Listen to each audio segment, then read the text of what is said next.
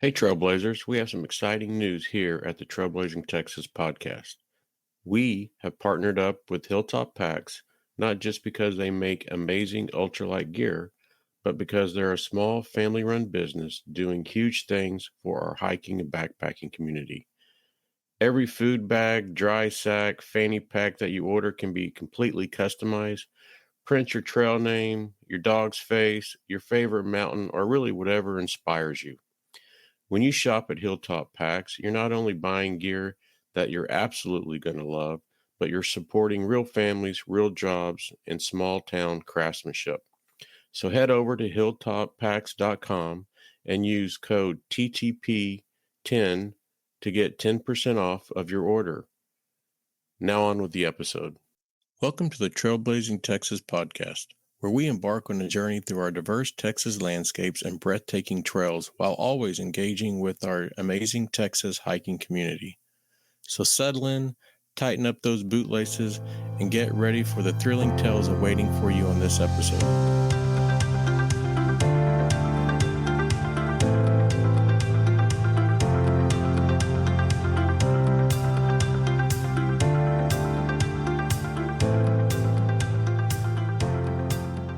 Welcome to the Trailblazing Texas Podcast. I'm your host, Jason, and today's guest is coming to us all the way from Choke Canyons State Park. We are honored to have interpretive ranger Hannah on the podcast. Welcome. Hi, thanks for having me. So I don't know if you've listened to any of the past podcasts. There's a thing that I like to do at the very beginning. I call it the lightning round just because I don't have anything better to call it. But it's just quick questions, short answers, first thing that pops into your head. So are you ready? I'm ready. And as always to the listeners, Hannah has not seen these questions, so this is going to be a shock to her. So let's get started. All right. Gator sightings, cool or terrifying? I think they're cool when done safely. Sunrise or sunset over the lake? I personally like sunset because of the direction and it shines over 75 Acre Lake really well. Most underrated spot in the park? There is a section by Cabin 13. If you go down, it's a social trail that leads to a rocky outcrop that overlooks part of the lake. Best season for bird watching? Our migration is spring, so April, May, that's the best time. Funniest thing a visitor has ever asked you? I've been asked to remove a raccoon from a dumpster before. It's things that people from cities are not always super comfortable with. Like, this turkey's in the yard. Can you get him out? This javelina's in the walking trail. What do we do? And, you just gotta let him be because you're in their home. And so I think the funniest things are when people are still creating their own boundaries with the nature that they're experiencing.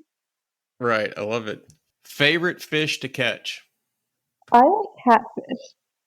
They're so shiny. I like to hold them. They do have that barb, but yes, I like them.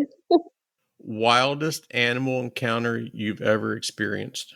One time we had a group of javelinas come outside my door to my office, and they knocked over the outdoor trash can and strew the trash all across the front patio of the nature center. Hey. What is one thing you wished all visitors knew before they came to the park? You need to check the asphalt for heat if you have a pet. Sometimes people walk their dogs or other animals and they hurt the dog's paws. They don't know that it's happening. And they also forget that their dog needs as much water as they do. Like, if you're thirsty, your dog's thirsty. All right, one word that describes Choke Canyon State Park. Wild. Love it. Favorite snack on shift? Almonds. Unsalted. All right, this is a tough question. I don't know how bad you have these, but I'm about an hour south of the longest trail in Texas, the Lone Star Hiking Trail. And I like to say I don't hike in the summer because of the heat, but it's really because of the horseflies. So would you rather have a bunch of mosquitoes on trail or horseflies? Mosquitoes, because you can use mosquito spray. Horseflies attack you out of spite. So, Yeah, horseflies, they don't care about nothing. So, which animals in the park are true troublemakers? um, well, there's two. Javelinas, like I said earlier about the trash, they get into people's coolers. They know how to open Yetis with their noses, even if they have latches. So they tend to eat people's food all the time because they think they're safe. No one's safe.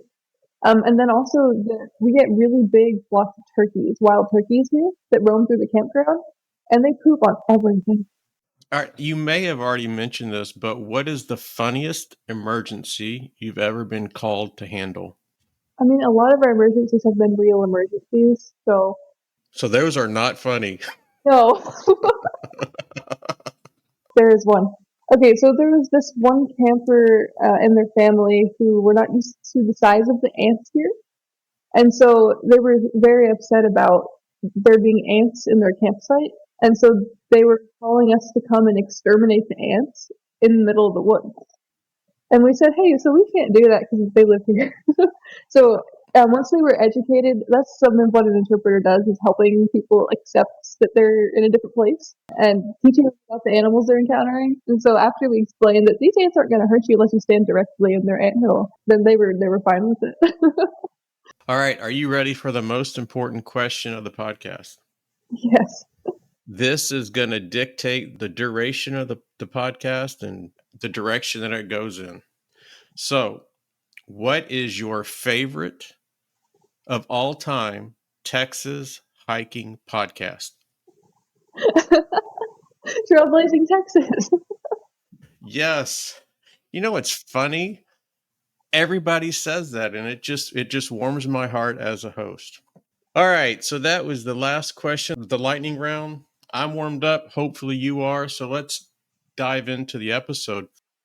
And I think as the host, it's important to me that the listeners get to know you as a ranger. I think it brings value to the episodes. Also, I think it's kind of cool just to hear your story of how you got into the park system. So, kind of the first question is, how long have you worked for the Texas Parks and Wildlife? This will be a year and 9 months. Because I started as an intern at another park, and then I've been here for about a year and a half. So, you've been at Choke Canyons for a year and a half. What brought you there? My family is from the Corpus Christi area, and my other park that I was at for the internship was 7 hours away, and I figured I didn't want that to be permanent. So I moved closer to home, and I've enjoyed it so far.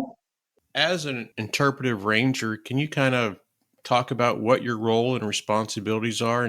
Roles and responsibilities. So I have a few. Not all state parks interpreters have the same. It depends on the size and staffing and the structure of the park. But for this one, I'm the interpretive ranger, which means I do events, I do education programming just weekly. I also do outreach, like to schools or churches. And so I just write the programs that we do for that. Outreach, like fishing, we bring to them or we bring them to us. We just try and reach as many people as we can. And I like to say it's called interpretation because it's interpreting science or interpreting meaning to the public. What does a typical day look like for you? There isn't one. So I actually did a video series about this recently. It's on my Facebook page. We did 3 days in my life of interpretive ranger, and I carried the phone around with me the whole day and just took little clips. So I think depending on the day of the week, I start out with some kind of maintenance because I maintain the bird blinds in our park. And then sometimes you respond to random stuff like dogs getting out of someone's camper you have to go find. And so you can't really dictate what's going on in a day because it depends on the people who are around you. Yeah, I've seen some of your videos and they were awesome. And so to the listeners, you definitely have to follow Choke Canyon State Park. And I'm guessing certainly Instagram, Facebook, that they could just search for Choke Canyons and get connected with the park. Absolutely. Awesome. I love this question is what inspired you to get into park work? I was a marine biology major in college. And as I went through my first 2 years of basics and introductory courses, I realized there was really nowhere to go with it afterwards. unless I was really, really passionate about fighting the chances, because it's hard to get jobs in that field. And a lot of it is lab work, sampling work, which was okay, but I didn't see myself doing that long term. I didn't see the meaning in it for me personally on a day to day basis. And so I switched to ecology, which is broad system biology. And that was something that applies very easily in state parks because you either are part of the wildlife side where they go and do some of the science things, but they also touch on, a broader ecosystem, or you do like a park interpreter and you get to introduce people to the land you're trying to protect. And that also furthers any research because of stewardship and because of people experiencing things that they don't want to get rid of in the future. So, kind of leading into the next question is, what is your favorite part of the job? I think my favorite part is when we have either an outreach where I go somewhere to a city or they come to us, and it's the first time kids or adults are experiencing certain parts of the outdoors. And I get to see the first fish or the first cast, or I get to see the first time kids are outside and realizing that there's more to Earth than what we've built on it. It really hit me. I had Enchanted Rock on a couple of days ago, and Hannah, also interpretive ranger there, had scheduled the night sky thing, and weather was going to probably cancel it, rain and stuff. And, she was telling the story that there was a lady that called and said that before she died, she wanted to see the Milky Way one last time. And it just, you guys, like, it just never dawned on me the responsibility that you guys take on yourselves to bring these types of things to the public, and what you all go through to make sure that we can have the opportunity to see the night sky, or we can ask the questions like, is this turkey going to bite me? Or, all the other things that you experience. And I have a brand new respect for what you guys do. And I think it's pretty freaking amazing. Well, thank you. So if you can take a step back, think about your time, year and a half or so at the park. What's been your favorite memory? So the very first event I put on was the meteor shower star party. It's actually coming up again this Saturday. I don't know when this is going to be posted, but on the 16th of August. And so last year, it was my first big event. I had a really supportive supervisor. He still is. He's very, very good for me. We get to work together really well. And I remember there was a family who came and they were experiencing the night sky. And after the event was over, they walked past me in the breezeway. It was dark, so I didn't see them, but I heard the little boy say, "I saw a meteor." And then the dad said, "Yeah, Glenn, you saw a meteor." And then they just kept walking. And I thought, well, that was the whole point. Something he's going to remember, something he's going to look forward to throughout his life is, hey, there's meteors. I get to see meteors. Isn't that awesome? Absolutely. This is probably one of my favorite questions. And I think it really opens up the eyes to us, the public, who don't maybe truly understand all the hats that you wear and all the things that you do. But what is one thing that you think that would surprise us about your job? That is a very good question. So, with the many hats, I am the interpreter. I'm also the volunteer coordinator for the park. So, I'm in charge of park hosts or general volunteers, help with events or programs. I'm also the CPR, AED, and first aid trainer, one of them for Region 2 of Texas Parks and Wildlife. And so, I can go from teaching an 8-hour class one day. The next day, I'm doing a school group of 100 kids. The next day, I'm doing a fishing program and kayaking. And the next day, I'm doing a park host interview. So I think the many hats is the surprising part because you don't realize how unrelated they can all be. Wow. And you can add podcaster now to the Yes. to the resume, to the hats. All right. So as we kind of start to dive into the park, for people that have never been to the park, how would you describe Choke Canyon? It's in the middle of nowhere, and that is the point. That's what I love about it. It's known for wildlife sightings. We're in our slow season right now. The summer is our slow season because of the heat. And since we're known for fishermen and the lake is not up enough for boat launching, we have low visitation currently, which makes it a fantastic place to come see things that you don't normally see when people are around. Lots of deer, bucks even, they got the velvet on. They just walk across the road. They're like baby fawns just being deposited outside my office door for safekeeping, so. You made a video about that, didn't you? Did. Yes. So what's the story behind the park's name? So there's 3 rivers in the area. They all kind of choke together in this local region. The other idea of it, because sometimes people have differing ideas where the name came from, is the Frio River itself, which is dammed to make Choke Canyon, was choked off by the dam, and the canyon is the riverbed, the old riverbed. So whenever we do have water, there would be a riverbed underneath the lake, or that's where the old river was. So that's the canyon. It's underwater. So what do you think makes Choke Canyon unique compared to other parks in the region? We're actually built on a ghost town, a registered ghost town.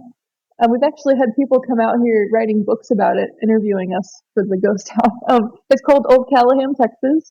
And so we actually have older buildings in our park than most CCC parks. Not a lot of it is still intact from that time because it's not the CCC. It hasn't been protected the same way. But we do our part to protect what we have left. So, for instance, the gym across the way is a 1922 build, original stonework. It's been renovated, but not to a point where it's unrecognizable. And we've had people who used to live in the area come tell us what's original, all the receptions for weddings that happen there, all the basketball games. And I think that's a really unique point of Choke Canyon. Most people, they don't see it unless they ask, unless they seek it out. And so do you have any ghost stories? I don't. I know someone who does. Oh, yeah. That's a whole nother episode. It is. Well, the Girl Scouts and Boy Scouts, when they come out, when they realize we're in a ghost town, they always come back the next day like, hey, we saw something weird last night. And like, yeah, it's because I told you it's a ghost town.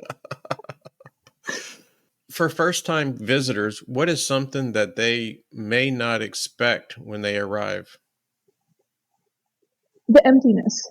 This park is so spread out, and there's so much to see during the traveling because we have a camping area. We also have a boat area. We have a recreation complex. In between all those things, it's just open road for a little bit. And so sometimes visitors, especially ones that are used to higher visitation parks, associate state parks with the public or with holidays or with crowds. Ours is pretty much the opposite. Really? Wow. So what kind of visitors does the park usually draw? Is it families, anglers, campers? Our biggest, whenever we do have the boat ramp open, is anglers. Lots of people launch their boat here from the local community. Lots of people do fishing guides here. Fishing's good here when you can get out there. We also get scout groups on weekends, and not summer, probably the beginning part of the summer. This part's too hot. So scout groups, anglers, and we do get families for holidays quite a bit. So you personally, what is your favorite part of the park? I really like the gym, and it's because of the history of it, and I get to office right next to it. But there's also a decommissioned pool next to it, so I really like the oldness of it, I suppose. The filled-in pool, the gym, and all the sports complexes in the back. We got a tennis court, a soccer court, a basketball court, and it's just a nice place to hang out all day. I'm a sucker for old towns, and I always kind of walk through the historical parts and just think, what was life back in the 1800s, or when some of these buildings were constructed. So I definitely get that. Yes. What kinds of wildlife can visitors expect to see there? So like I mentioned before, the javelinas and the turkeys are the biggest ones.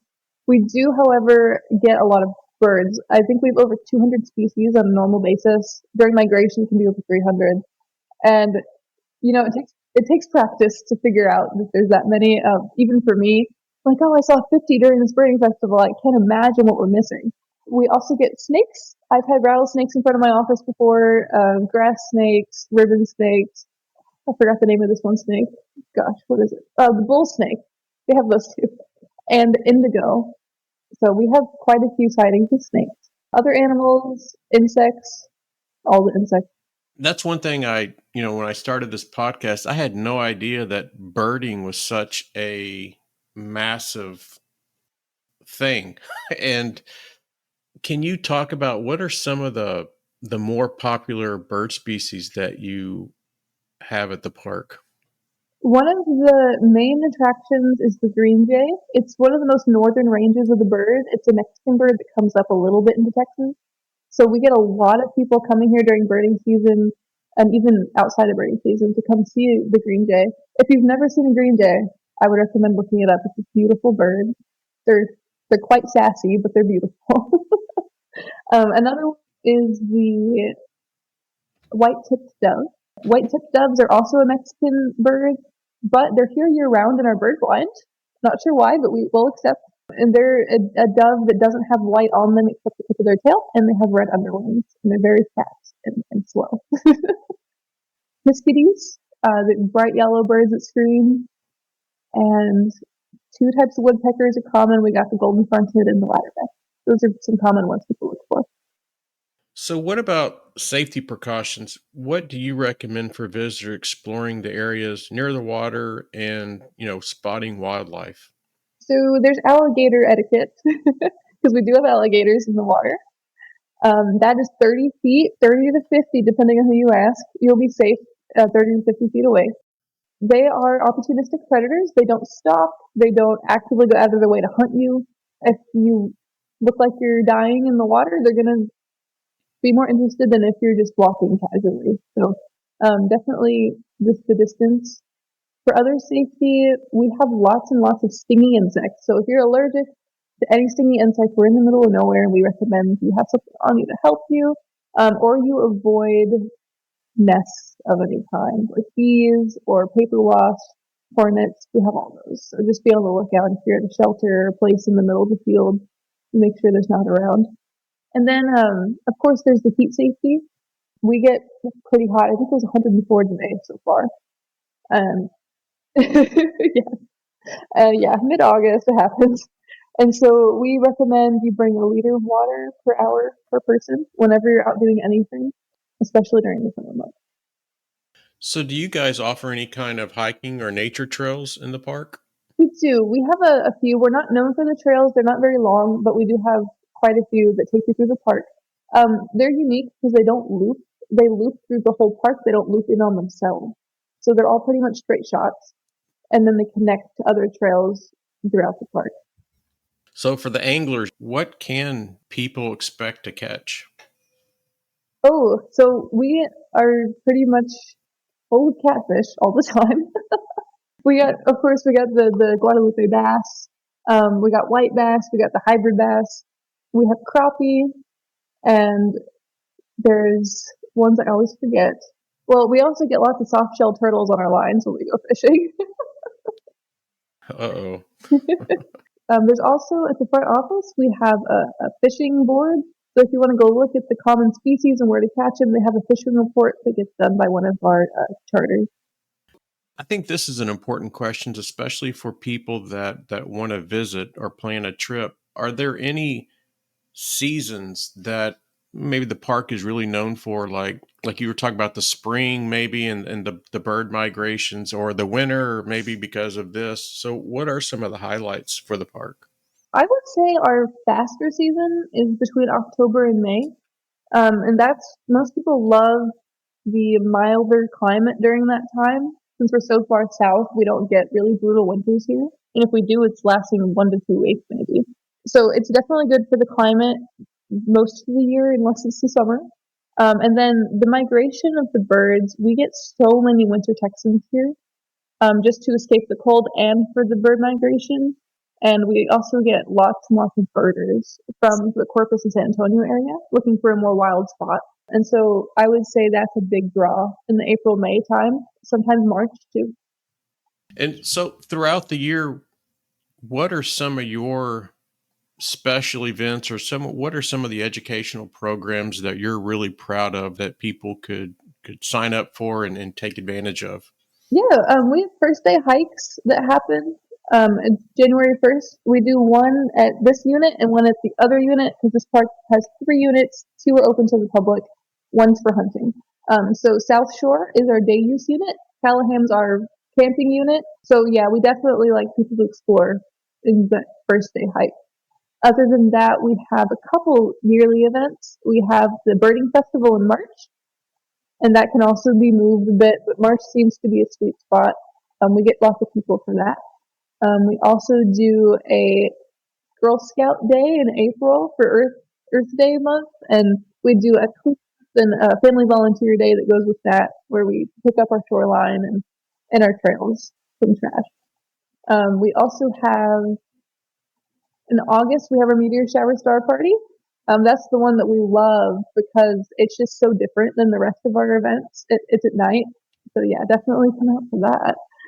This year we're even having an inflatable planetarium, so we're expanding every year. Oh, wow. October, November era, we have like a Trail of the Dead where we incorporate Halloween and we incorporate Dia de los Muertos together for the community. And we have like a little costume contest and educational activities for the night. So, are there any parts of the park that are not open to the public? Yes, there's a lot. So North Shore is the part above the lake that we have as the state park. It's the third unit. North Shore is open only for hunters. Only certain times of the year you have to have a card to get across the dam. South Shore has a section that used to be camping that's been closed since the early 2000s. And we don't even go down there really. So that's closed off as well. And then we have quite a few old roads from the ghost town. And so sometimes if you're driving through Callahan's unit, you'll see this random trail looking thing, but it's not a trail. It's an old road that's been decommissioned. So there's definitely look at signage. It'll say, hey, this isn't a trail. Don't go any further. We've had people get lost trying to go down these. So, how do you all manage conservation efforts? To me, like in such a diverse or sensitive ecosystem, but also try to also, give accessibility to the public. Conservation in a place that's already so disturbed, because it has been quite a few things in its history. It's just really, really education is the best way to conserve. If people realize where they are is still sensitive, regardless of what's been done to it in the past, then we can preserve it for a lot longer than if it's disregarded because of its past. And so, especially like you mentioned, the ecosystem we're in is thorn scrub or brush. It's been called a lot of things. I like to call it table leaf and thorn scrub. It's one of the most rare ecoregions on the planet, and it's really regarded not as well as others because it looks a little more ugly than others because of the thorns and of the low shrubby plants, but it's really, really diverse. I tell you what, I've probably been on this hiking and backpacking journey for about 10 years now, and my heaven on earth is the Guadalupe Mountains National Park. And it's similar probably with the scrub, but man, it's just magical, majestic. What are the camping options at Choke Canyon? We have a tent camping area by 75 Acre Lake. That is also next to a day use area. And then if you go up the road, there is a shelter area. So we have 20 air conditioned shelters. They each have 3 beds with mattress and frames in there. And there's a shared restroom in the camping loop. And then we have the RV, the water electric loop. So you can tent camp there too, but it's most commonly an RV pull-in place. And we have, 39 sites there. Oh, wow. Yes, it's pretty big. And that overlooks what's left of the lake. Do you offer any kind of primitive camping or like hike-in camping sites, or is it pretty much car where you're just driving up? Our primitive camping area is the youth group area. So mainly really hardcore troops will, like Girl Scouts and Boy Scouts, they'll rent that out. There's a separate gate, and it's in the middle of a clearing in the middle of the woods. There's no restroom or anything. It's just a field with a picnic table and a little shelter. So this is an interesting question. So do you make guests that are taking that opportunity to pack in, pack out, like wag bags and stuff? We don't like specifically do any of that stuff, but part of the educational programming we do is leave no trace. And so we Yep. definitely let them know, especially when they come to my programs or they enter the front office, like you're going to the youth group area, there's not going to be a lot of places for structure or disposing of trash. And so we do make known that you should try and leave no trace in the area, even though it is so far out there. And outside of camping, what other amenities are offered at the park? We have the boat ramp. We also have the recreation complex. Like I said earlier, it's a little bit funny because most state parks don't have all the little fields we have.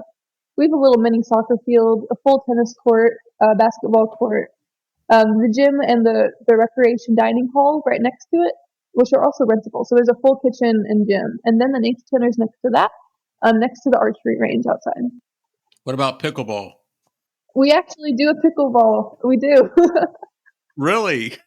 Yeah, we have the equipment. It's still the tennis court, but it's the equipment for pickleball. Yeah. Ah, nice. So, what is one thing that you would recommend visitors bring that they often forget outside of sunscreen? Closed-toe shoes.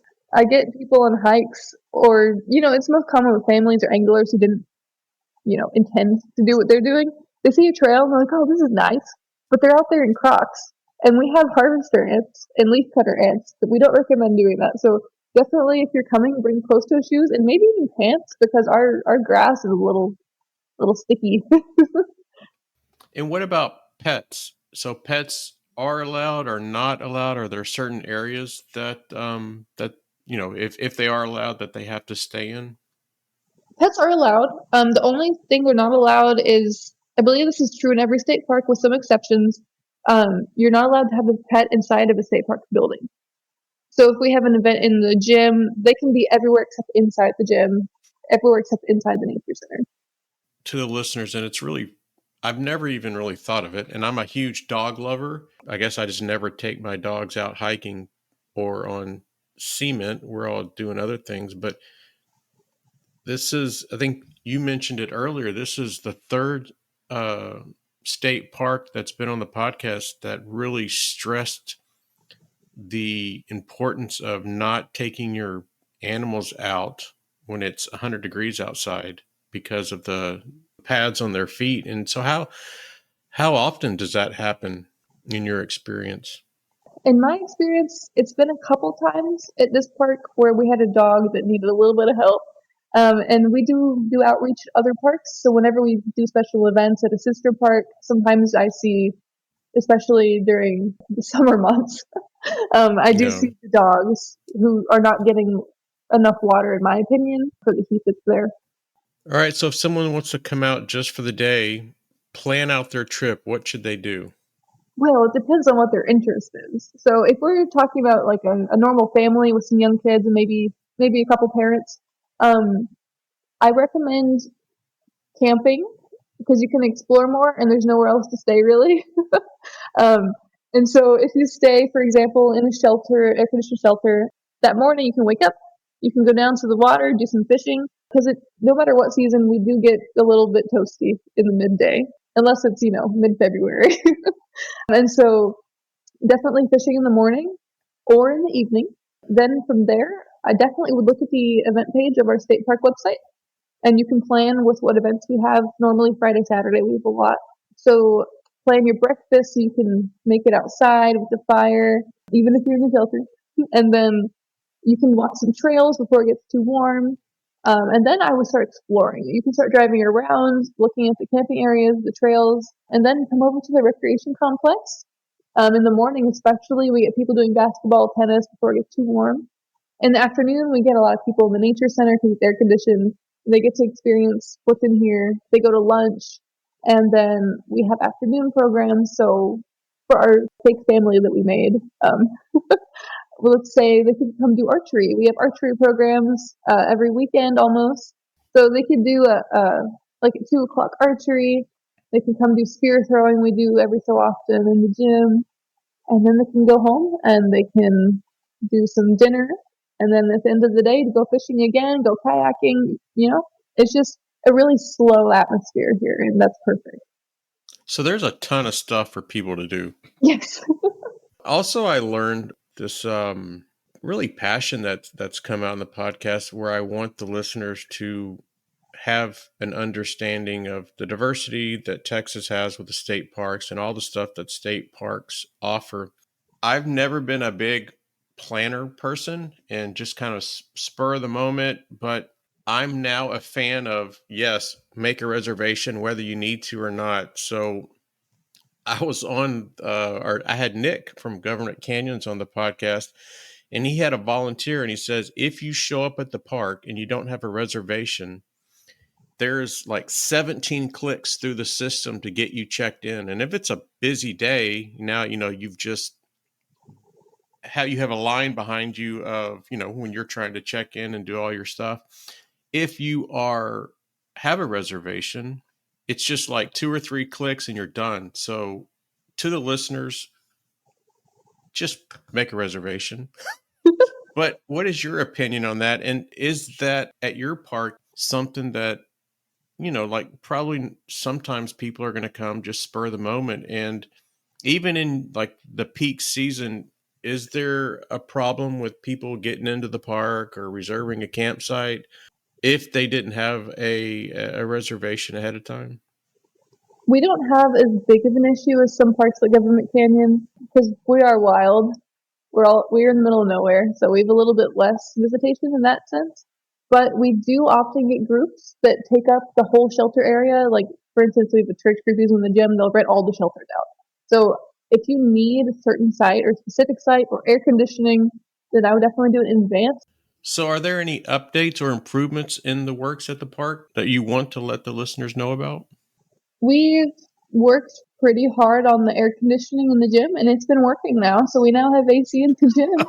Yay! Nice. Hey, these small battles, Yes. small victories. Yeah. Yeah. The infrastructure, we're working really hard on keeping those restrooms clean from the bugs. And yeah, we don't have a lot to report for improvements, but there are things in the works that I can't talk about. So what about accessibility features at the park? We have a few ADA sites, and they have paved walkways to the restrooms of the bird blind. And if you ask the front office, they have a list of the ones that are ADA accessible for the RV area, the tent area, and for the shelter area. And also the gym itself, we have wheelchair ramps from the parking lot, and we have a lot of sidewalk. So it's pretty wheelchair friendly up here. All right, so now we're going to sell the park. You ready? What makes Choke Canyon worth the drive for Texans who have not visited it yet? Experiencing the wildlife. Our wildlife viewing is superior. So what is your favorite feedback that you've ever received from a first-time visitor? I once had somebody from Houston come, and he just stood outside the nature center for a second and said, "I don't hear anything." And I said, "Yeah, it's like the lack of road noise, the lack of human noise. It's very serene, and I appreciate the feedback from people who don't normally experience it. It means a lot." Nice. So what about, let's say we have a reservation, we have a tent site, or is there any nearby attractions or local spots that you would recommend, like little towns or anything that's close by? The nearest towns are Tilden, Three Rivers, and George West. They all have really nice restaurants. You got Mexican barbecue, American classics, all the above.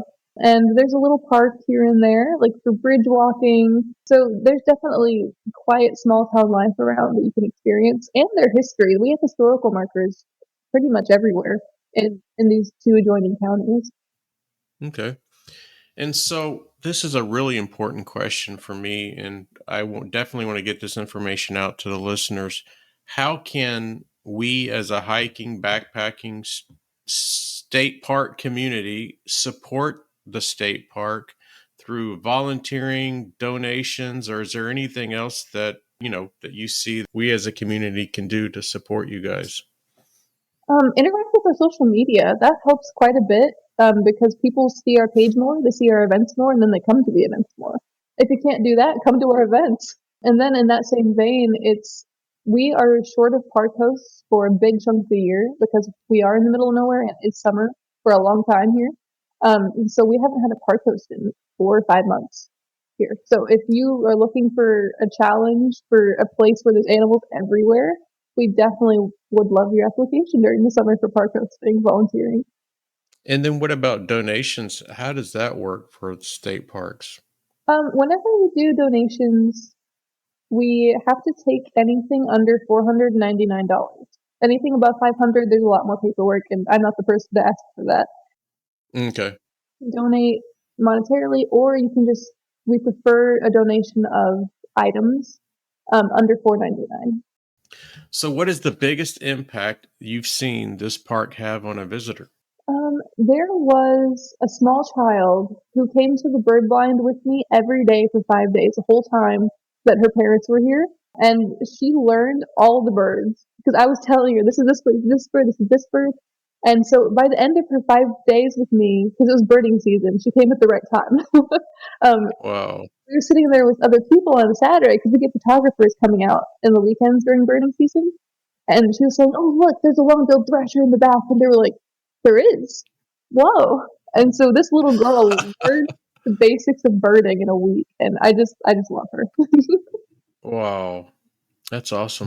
Hannah, I want to thank you so much for coming on the podcast and sharing your love of Choke Canyon State Park.